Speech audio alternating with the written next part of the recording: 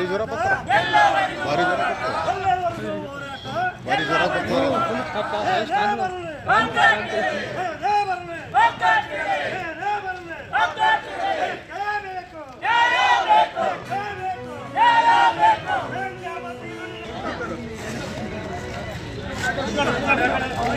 Side side ಏ ಅಪ್ಪ side side side side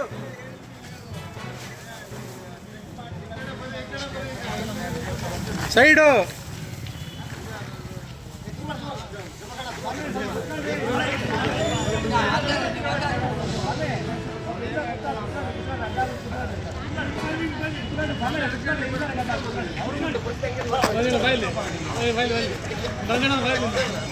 ದರಜಣ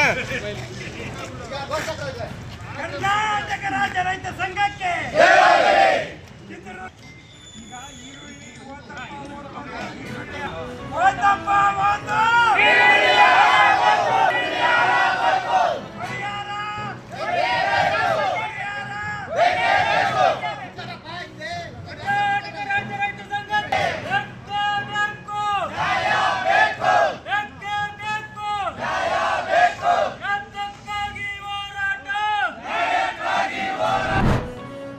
December 1 ಬೆಳಗ್ಗೆ ಸುಮಾರು 9-10 ಮಧ್ಯದಲ್ಲಿ ನಮಗೆ ಒಂದು ಮಾಹಿತಿ ಬಂದಿದೆ.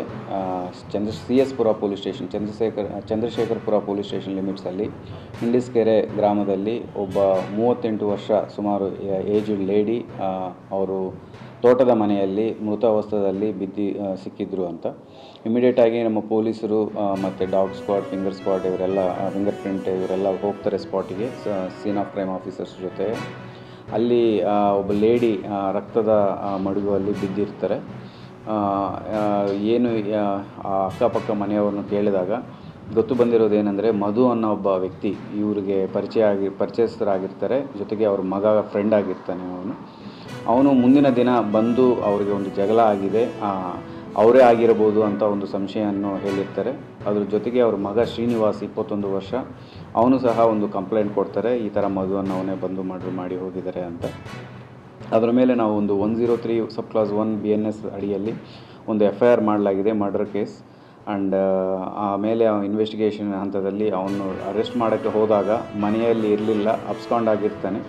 ಸೊ ಹೇಗೆ ಹೋಗಿದ್ದಾನೆ ಅಂತ ತಿಳ್ಕೊಂಡು ನಾವು ಒಂದು 3 ಟೀಮ್ಸ್ ಫಾರ್ಮ್ ಮಾಡಿದ್ದೀವಿ. ಸೊ ನಮಗೆ ತಿಳಿದು ಬಂದಿದೆ ಏನೆಂದರೆ, ಅವ್ರ ಮನೆ ಬಿಟ್ಟು ಹೋಗಿ ಒಂದು ದೇವಾಲಯದಲ್ಲಿ ಹೇರ್ ಟಾನ್ಶೂರಿಂಗ್ ಮಾಡಿಸ್ಕೊಂಡು ಗುಂಡು ಮಾಡಿಕೊಂಡು ಅಲ್ಲಿಂದ ಬ್ಯಾಂಗ್ಳೂರು ಹೋಗಿ, ಬ್ಯಾಂಗ್ಳೂರಿಂದ ಒಂದು ಪ್ರೈವೇಟ್ ಟ್ರಾವೆಲ್ಸ್ ಮೂಲಕ ಪುಣೆ ಹೊರಟಕ್ಕೆ ಪ್ಲ್ಯಾನ್ ಮಾಡಿದ್ರು ಅಂತ ಗೊತ್ತು ಬಂದಿದೆ. ಇಮಿಡಿಯೇಟಾಗಿ ನಾವು ಕನ್ಸರ್ನ್ ಟ್ರಾವೆಲ್ಸ್ ಜೊತೆ ಕೋಆರ್ಡಿನೇಟ್ ಮಾಡಿಕೊಂಡು ಪೊಲೀಸ್ ಅವರು ಪುಣೆ ಹತ್ತಿರ ಬಂದಾಗ ಲೋಕಲ್ ಪುಣೆ ಪೊಲೀಸರ ಜೊತೆನೂ ಸಹ ನಾವು ಸಂಪರ್ಕದಲ್ಲಿ ಬಂದು ಅವ್ರನ್ನ ಲೋಕಲ್ ಪೊಲೀಸ್ ಸ್ಟೇಷನ್ ಹತ್ತಿರ ಬಸ್ಸನ್ನು ಕರ್ಕೊಂಡೋಗಿ ಅವ್ರನ್ನಲ್ಲಿ ಅರೆಸ್ಟ್ ಮಾಡಿಸಲಾಗಿದೆ. ಸೊ ಅಲ್ಲಿಂದ ನಾವು ಈಗ ಟ್ರಾನ್ಸಿಟ್ ರಿಮ್ಯಾಂಡ್ ತೊಗೊಂಡು ಕೋರ್ಟಲ್ಲಿ ಪ್ರೊಡ್ಯೂಸ್ ಮಾಡಿ ಈಗ ನಾವು ತುಮಕೂರು ಜಿಲ್ಲೆಗೆ ವಾಪಸ್ ಕರ್ಕೊಂಡು ಬಂದಿದ್ದೀವಿ. ಈಗ ಇನ್ವೆಸ್ಟಿಗೇಷನ್ ಮಾಡಿ ಆದಷ್ಟು ಬೇಗ ನಾವು ಚಾರ್ಜ್ ಶೀಟ್ ಮಾಡಿ ಶಿಕ್ಷೆ ಆಗೋ ಥರ ಟ್ರಯಲ್ ಮಾನಿಟರಿಂಗನ್ನು ಸಹ ಮಾಡಲಾಗುತ್ತೆ. ಮೋಟಿವ್ ಹಣಕಾಸಿನ ವಿಚಾರ ಅಂತ ಕಂಡು ಬರ್ತಾ ಇದೆ. ಮುಂದಿನ ಇನ್ವೆಸ್ಟಿಗೇಷನಲ್ಲಿ ಬೇರೆ ಏನಾದರೂ ಆ್ಯಂಗಲ್ ಇದ್ರೂ ಸಹ ನಾವು ಇನ್ವೆಸ್ಟಿಗೇಷನ್ ಮಾಡಲಾಗುತ್ತೆ. ಸುಮಾರು 1-2 ತಿಂಗಳ ಮುಂಚೆ ಇವರು ಅಡಿಕೆ ಮಾರಾಟ ಮಾಡಿರುವ ದುಡ್ಡು ಇದ್ದಿರುತ್ತೆ ಅಂತ ಹೇಳ್ತಾರೆ. ಅದರಲ್ಲಿ 1 ಲಕ್ಷ ಇವರು ಅವನಿಗೆ ಸಾಲ ಕೊಟ್ಟಿದ್ದಾರಂತೆ. ಆ ಸಾಲ ವಾಪಸ್ ಕೇಳಿದಾಗ ವಾಗ್ವಾದ ಆಗಿ ಮರ್ಡರ್ ಮಾಡಿದ್ದಾರೆ ಅಂತ ಮಾಹಿತಿ ಬರ್ತಾರೆ. ಸೊ ಇವ್ರ ಮಗ ಫ್ರೆಂಡ್ ಇದ್ದರ ಮಧು ಅನ್ನೋನು ಈ ಶ್ರೀನಿವಾಸನ್ ಅವನಿಗೆ ಫ್ರೆಂಡ್ ಆಗಿದ್ದರು. ಆ ಸಂಬಂಧದಲ್ಲೇ ಇವರು ಮನೆಯಲ್ಲಿನೂ ಸಹ ಪರಿಚಯ ಆಗಿದ್ದರು.